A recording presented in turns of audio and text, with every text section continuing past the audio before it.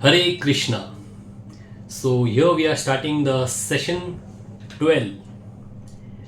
So we understood the karma philosophy in the last session and how God is not implicated by karma, even though He is the approver of the action and He also offers energy to the living entity to do the various activities. But He is not implicated by karma. Name karmani limpanti, name karma phalaspraha. So he is out of this effect of karma. So even man of great knowledge, even he is affected. His nature is acquired by the three modes of material nature: the sattva, the raja, the tama. But those who are not affected or who transcend the three modes of material nature, they are actually working in Buddhi Yoga. So their characteristics are explained in the second chapter from verse number 39 to 53. So what does this description it tells us about such people? So such people give up material desires of sense gratification, which is born of mental concoction. Then with purified mind, one finds satisfaction in the self alone, equipoised in happiness and distress. They are free from attachment, fear, and anger. And they are unaffected by good and evil. They are firmly fixed in perfect knowledge. So, again in 3.34, Krishna is explaining to Arjuna how he should be not influenced by aversion and attachment. He should be above that. So Arjuna says that it is very, very difficult for me. And what is that which impels one to do the sin?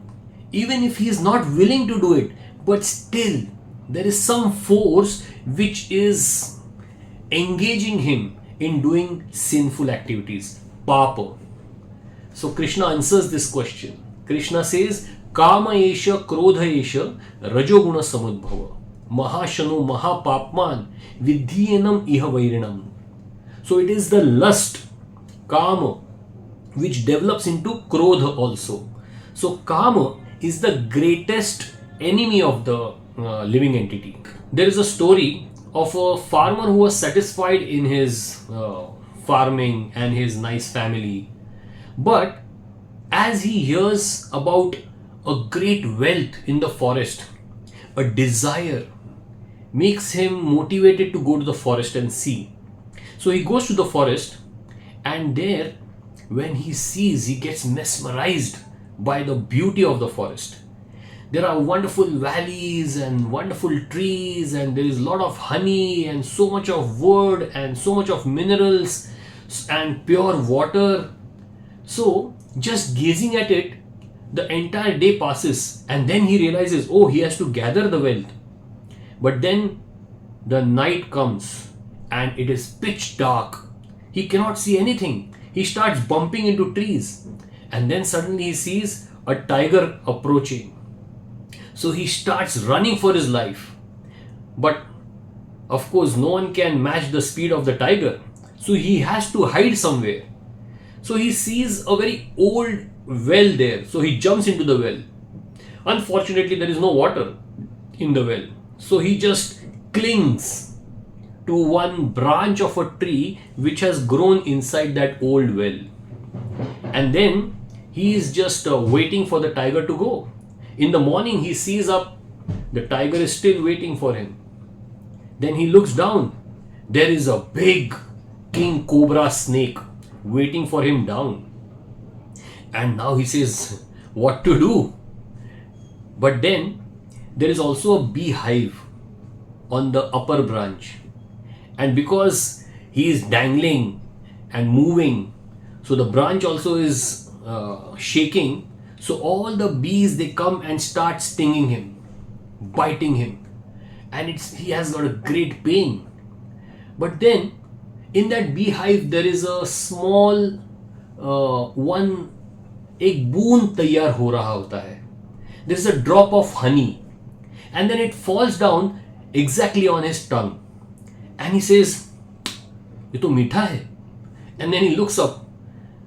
Where did this sweet honey come from? And then he sees that there is another drop forming, and then it again drops, and he catches it again on his tongue, and then he waits for the third one. ऊपर शेर है, नीचे सांप है, और असंख्य मधुमक्खियां उसको डस रही है. But his focus is on that wonderful, beautiful, delicious honey.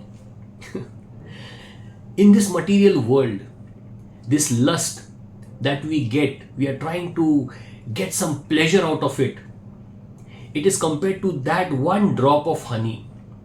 Hardly it nourishes us, but then still the whole world is running behind it. And we forget that there is a tiger up, there is a snake below, and there are unlimited bees that are stinging us. So this is a very symptomatic explanation. The tiger who is always running behind us are all our desires, and the snake who is waiting for us down is death, and the branch on which we are clinging, that branch is our body. And these unlimited bees, they are nothing but the klesha, the adi daivik, adi bhautik, and adhyatmik klesha. They are the three kinds of miseries. The miseries which we get because of the supernatural powers, that is adi daivik. Then the klesha, the misery which we get because of our own mind, the adhyatmik klesh, due to our own body and mind. And the adi bhautik klesh, that means the miseries which we get because of other living entities. It can be your neighbors, it can be your mosquito, it can be terrorists. So all that comes under adi bhautik klesh. So this klesha, they are compared to these bees, and this branch is the body, and two rats, they are neighing the branch, and so that the branch will fall down one day to the snake. These two, one is white and one is black, that is day and night.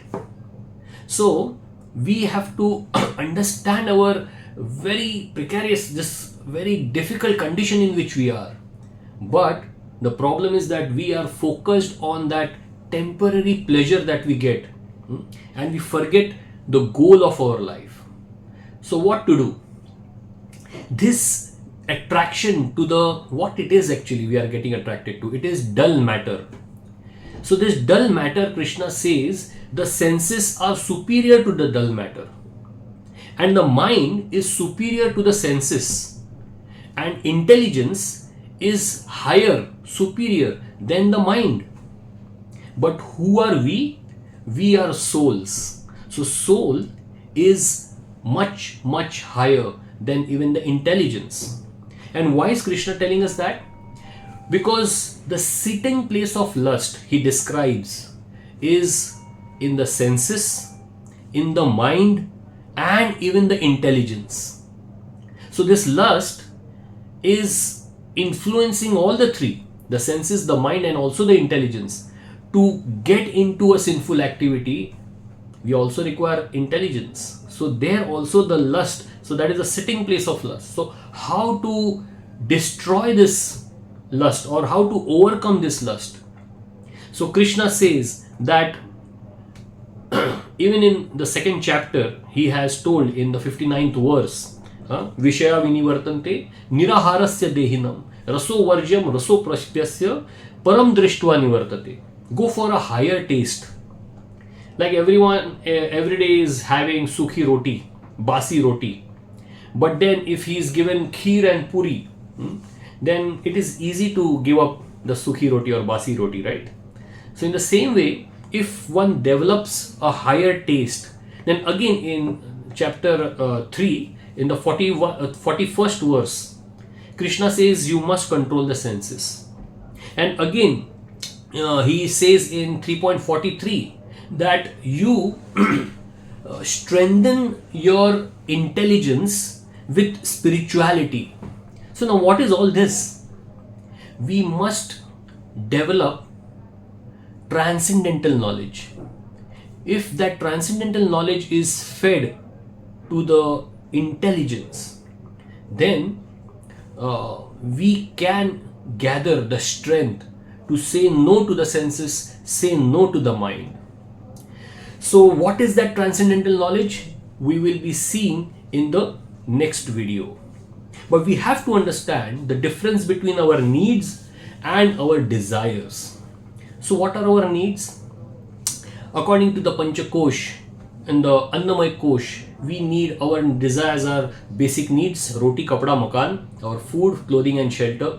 Then in the Pranamay Kosh, we actually require some adventure, excitement in life, and the significance to, samarthya, the capability, the competence to overcome that problem, challenges. So that is our need. Then the third need is, we need selfless love. We need people to accept us as we are. That is our need, basic need. Then in the Vijnanmay Kosh, we have got a need for growth. Everyone needs growth. They need righteousness. They need harmony in the society, in the family. That is our basic need. And then the last need is the need of the Anandamay Kosh, and that is the need to be grateful, the need for contributing towards others, serving others. So gratefulness is our need basically. So we have got that need of service. So all these are basically needs. Beyond this, whatever we have, that can come under the category of desires. So our desires we should always take care of, and we should always fulfill our needs, no problem. Hare Krishna.